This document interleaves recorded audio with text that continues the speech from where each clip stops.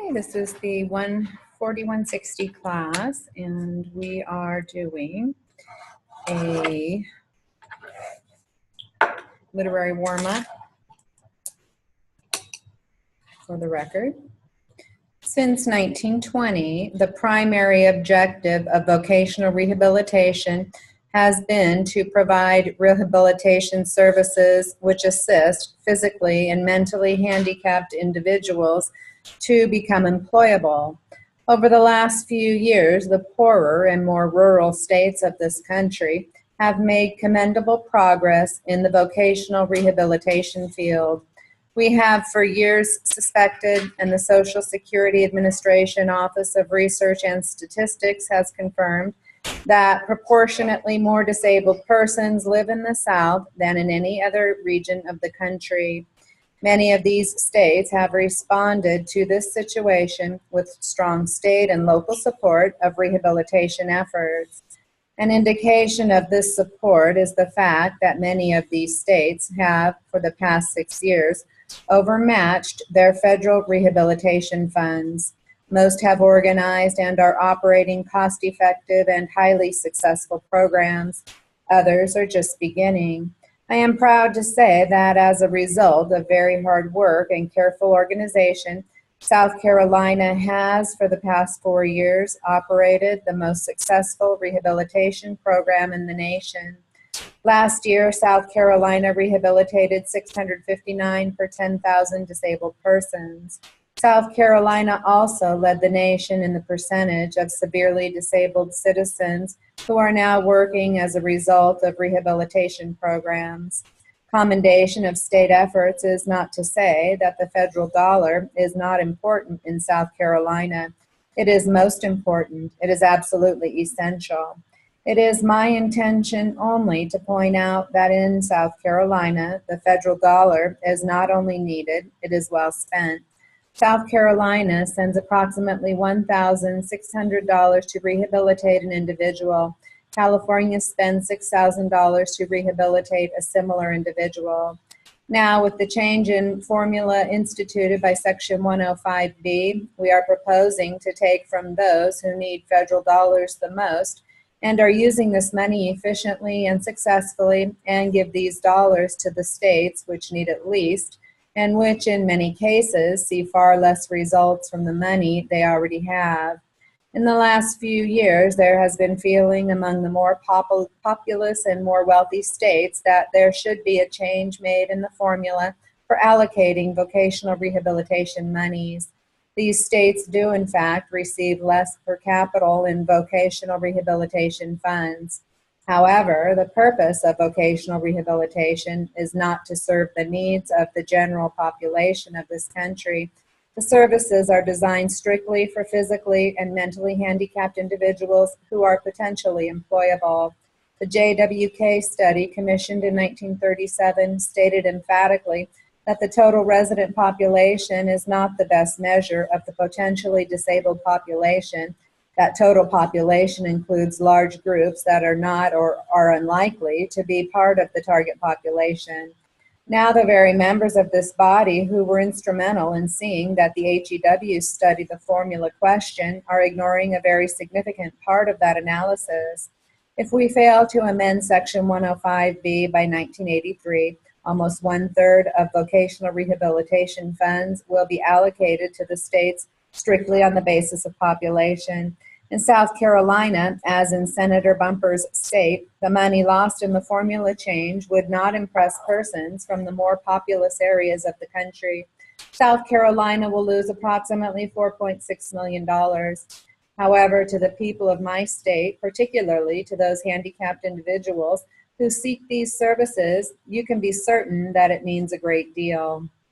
Over the next 5 years, 18,176,000 people who would otherwise receive some type of vocational rehabilitation services will receive none. 3,402 persons who would have become working, productive individuals will remain untrained and unemployed. I urge my colleagues to consider this formula change carefully and vote for the Bumpers-Thurmond amendment. A formula based on general population will do nothing to improve the quality or accessibility of vocational rehabilitation services. Mr. President, in closing, I just want to say that again, this should be based on the need.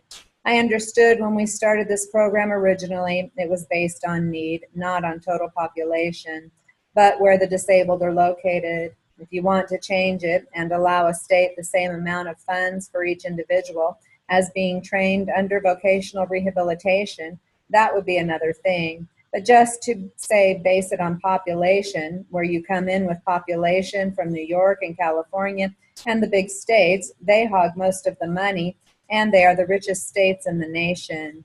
Is that what we want to do? I do not think so. I do not think that it was the intention of the act. The study that was made showed that the greatest need in vocational rehabilitation programs is where? It shows it was in the South, that there are more disabled people there, and in the smaller states, and in the rural states. Are we going to ignore the small states and the rural states and give to the big rich states many more billions of dollars? I hope the Senate will think over this matter as a matter of fairness, as a matter of justice, and apply these funds where they are needed, and not just give the money to the states because they are big and have big populations, but apply this money where it is needed. We think the formula as provided in the current law, or certainly under the amendment of the distinguished senator from Arkansas, will be a much fairer and a more just formula than that offered by the distinguished senator from New York. All right, this is some legal practice for the record. I charge you that when a physician or surgeon undertakes to treat a patient, the law requires him to use reasonable care and diligence in the exercise of his skill and the application of his learning to accomplish the purpose for which he was employed. The physician or surgeon is required by the law to use good judgment in exercising his skill and applying his knowledge.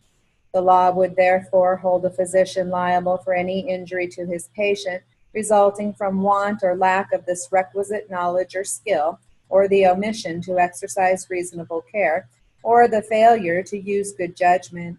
Therefore, a physician's or specialist's duty in treating his patients is to be measured by both his skill and diligence.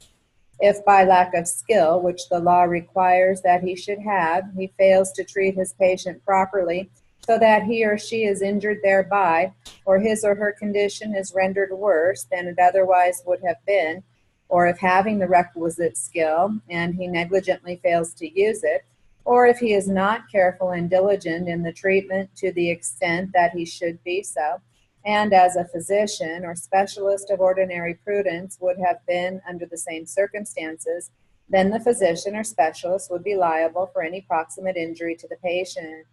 Now, in a case of this nature, negligence is the failure to do that which an ordinary, careful, and prudent physician or obstetrician would do under the circumstances shown by the evidence to have exercised at the time of the transaction in question, or it is the doing of that which an ordinary, prudent physician or specialist would not have done under the existing circumstances. I charge you further, ladies and gentlemen, in connection with the degree of care required of a physician, that the question as to what constitutes reasonable and ordinary care and skill upon the part of a physician or specialist must be determined in each case from all of the circumstances, and there is no substantial difference in the words ordinary and reasonable in defining the care and skill required. Skillful treatment by a physician or specialist includes diligence and care, as well as the use of skill and the exercise of proper judgment in treating the patient as to his ailment and condition. Ordinary care and skill includes such care and skill in determining when attendance may be safely and properly discontinued. The duty of the physician extends not only to diagnosis and treatment, but also as to proper instructions as to the patient's comfort and management. Now, a physician or specialist is liable to a patient for injury suffered by her resulting from want of ordinary skill or ordinary attention, as well as for damages arising from negligence in the application of skill.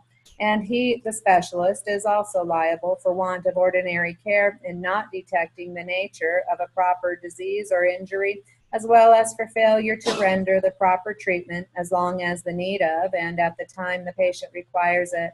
For liability to attach for a mistake or error in judgment, there must be a failure to comply with the recognized standard of medical care, which would be exercised by similar physicians under the same or similar circumstances.